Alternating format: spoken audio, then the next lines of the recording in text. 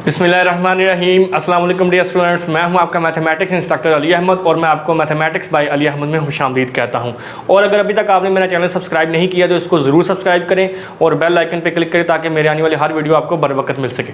तो जी आज की इस वीडियो में हम जो टॉपिक जो है वो सीखेंगे वो ये है कि ज़ीरो की पावर अगर ज़ीरो के इक्वल हो तो वो किसके इक्वल होता है। ठीक है जी, तो आइए स्टार्ट करते हैं। अब इससे पहले हम ये सीख चुके हैं कि अगर ए आपके पास कोई नॉन ज़ीरो नंबर है और उसकी पावर अगर ज़ीरो हो तो ये वन के इक्वल होता है। और ये है जी कि ए आपका नॉन ज़ीरो होना चाहिए। ये हम अपने प्रीवियस लेक्चर में ये सीख चुके हैं। अगर आप वो लेक्चर देखना चाहते हैं तो मैं उसका लिंक जो है वो डिस्क्रिप्शन में दे देता हूँ, आप उसको देख सकते हैं। और दूसरी बात ये है एक कि अगर ज़ीरो की पावर कोई नंबर m आ जाए तो वो आप जानते हैं ज़ीरो के इक्वल होता है। अब ये किस तरह, फॉर एग्ज़ाम्पल अगर ज़ीरो की पावर मैं यहाँ पे 3 लेता हूँ तो इसका मतलब ये है कि ज़ीरो जो है वो 3 टाइम्स मल्टीप्लाई होगा। ज़ीरो की पावर 3 का मतलब ज़ीरो को हम 3 दफ़ा मल्टीप्लाई करेंगे ज़ीरो से ही। ठीक है जी, तो ये आप देख सकते हैं ज़ीरो के इक्वल है। तो इसी तरह से ज़ीरो की कोई भी पावर हो जाए, हाँ m ज़ीरो नहीं होना चाहिए। अभी हम वो केस बात कर रहे हैं इधर कि m भी आपका नॉन ज़ीरो है। ठीक है जी, नॉन ज़ीरो नंबर अगर जब भी यहाँ पे आएगा ज़ीरो की पावर में तो वो ज़ीरो के इक्वल है। ये मैंने एक काउंटर एग्जांपल आपको दे दी। ठीक है जी, तो ये दो केस तो हम ऑलरेडी पढ़ चुके हैं। ठीक है, लेकिन ये आज जो हमारा केस है वो ये है कि अगर ज़ीरो की पावर ज़ीरो हो तो फिर हम उसको क्या लिखेंगे, क्योंकि पहले केस में तो हमने ये देखा है कि जो ए है आपका वो नॉन ज़ीरो होना चाहिए। लेकिन यहाँ पे अगर मैं इस फार्मूले के मुताबिक देखूँ तो ए भी हमारा ज़ीरो हो गया है। ठीक है जी, अगर इन दोनों का हम इससे कंपैरिजन करें तो अगर तो मैं इसके मुताबिक देखूँ तो आंसर 1 होना चाहिए क्योंकि पावर ज़ीरो है। ठीक है, और अगर मैं इसके मुताबिक देखूँ कि अगर ज़ीरो की पावर m है और m हमने तो कहा था नॉन ज़ीरो, लेकिन फॉर एग्जांपल अगर मैं ज़ीरो ले लेता हूँ तो फिर आंसर 0 होना चाहिए। अब मेरा ये सवाल है कि क्या ऐसा पॉसिबल है कि ज़ीरो की पावर ज़ीरो के 2 आंसर हो जाएं? ऐसा तो नहीं ना हो सकता, कोई एक आंसर होना चाहिए। तो अब हम ये देखेंगे कि ज़ीरो की पावर ज़ीरो जो है वो किसके इक्वल है। तो actually zero power zero is an undefined form.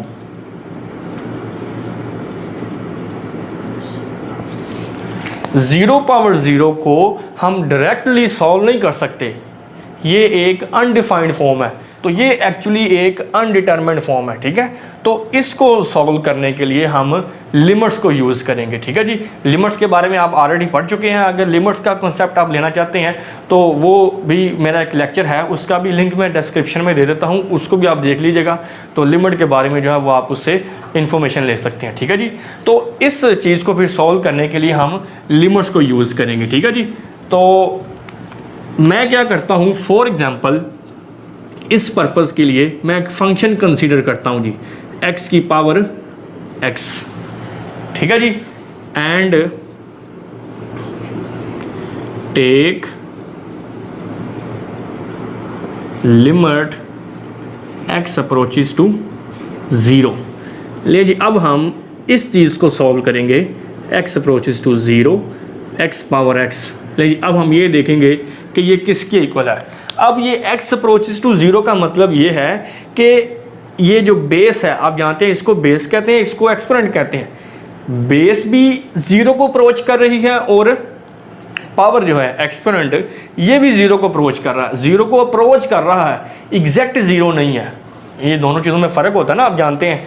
x equal to 0 का मतलब है x एग्जैक्ट 0 है और x अप्रोचेस टू 0 का मतलब है कि ये 0 को अप्रोच कर रहा है। ठीक है जी, तो अब हम ये देखेंगे कि ये जो इस फंक्शन को जब हम लिमिट x अप्रोच टू 0 लेके सॉल्व करते हैं तो ये किसके इक्वल आता है। अब सबसे पहले हम इस फंक्शन की डोमेन के बारे में बात करते हैं। इस फंक्शन की डोमेन क्या होगी जी, वो मैं लिखता हूँ जी 0 से पॉजिटिव इन्फिनिटी की तरफ। ठीक है जी, अब यहाँ पे आप देख सकते हैं कि मैंने डोमेन में नेगेटिव नंबर्स इंक्लूड नहीं किए। उसकी रीज़न क्या है कि इस फंक्शन में हम नेगेटिव नंबर नहीं पुट कर सकते। वो देखते हैं क्यों नहीं कर सकते। और मैं यहाँ पे चूँकि हम 0 को अप्रोच कर रहे हैं तो यहाँ पे मैं पुट करता हूँ -0.5। तो इसकी पावर क्या होगी, -0.5। ठीक है, और -0.5 एक्चुअली -1/2 और इसी तरह से ये भी -1/2 है। इसको अब हम कैसे सॉल्व करेंगे, 1/-2, इसकी पावर है -1/2, और ये जब डिनोमिनेटर से हम इसको ऊपर लेके जाएंगे तो -2 की पावर 1/2, और ये आपका स्क्वायर रूट -2। तो आप यहाँ पे देख सकते हैं ये एक इमेजिनरी नंबर बन गया है, हमें रियल नंबर नहीं मिला, इसलिए इसकी डोमेन में हम नेगेटिव नंबर जो है वो शामिल नहीं करेंगे। ठीक हो गया। तो ये तो हमारे पास इसकी डोमेन आ गई। तो अब चूँकि हम ज़ीरो को अप्रोच कर रहे हैं, तो आप जानते हैं कि जब हम लिमिट को डिस्कस करते हैं तो लिमिट हमारे पास दो तरह की होती है, लेफ़्ट हैंड लिमिट और राइट हैंड लिमिट। तो अगर आप ज़ीरो को अप्रोच कर रहे हैं तो हम यहाँ पे पहले ये फैसला करेंगे कि हम ज़ीरो को, आप जानते हैं कि किसी भी नंबर को अप्रोच करने के दो तरीके होते हैं, एक लेफ़्ट साइड से और एक राइट साइड से। तो हम पहले ये फैसला करेंगे कि हम ज़ीरो को लेफ़्ट साइड से अप्रोच करेंगे या राइट साइड से। तो यहाँ पर अगर मैं ज़ीरो को ड्रा करता हूँ, ये आपका ज़ीरो है, तो हम लेफ़्ट साइड से तो अप्रोच नहीं कर सकते। उसकी रीज़न क्या है कि अभी हमने देखा कि जब मैंने इस फंक्शन में -0.5 पुट किया था तो हमारे पास आंसर क्या आ गया था, इमेजिनरी। ठीक है जी। तो इसका मतलब है मैं फिर ज़ीरो को सिर्फ राइट साइड से अप्रोच कर सकता हूँ। ठीक है जी। इस पर्पज़ के लिए अब मैं क्या करूँगा, मैं यहाँ पे एक टेबल बनाता हूँ जी। यहाँ पे मैं लिख रहा हूँ x और यहाँ पे x⁻x। ठीक है जी। टेबल मैंने अब बना ली है। चूँकि हम यहाँ पे देख चुके हैं कि हमने ज़ीरो को राइट साइड से अप्रोच करना है। ठीक है। तो मैंने कुछ वैल्यूज़ यहाँ पे लिखी हैं, क्योंकि हम ज़ीरो को राइट साइड से अप्रोच कर रहे हैं। ठीक है। तो यहाँ पे मैंने लिखा है जी 0.9, 0.8, 0.7, 0.6, 0.5, 0.4, 0.3, क्योंकि हम ज़ीरो को अप्रोच कर रहे हैं ना, और ज़ीरो के राइट साइड पे चूँकि 1 है तो 1 से हम ज़ीरो की तरफ आ रहे हैं, इसलिए मैंने 0.9 से इसका स्टार्ट लिया। ठीक है।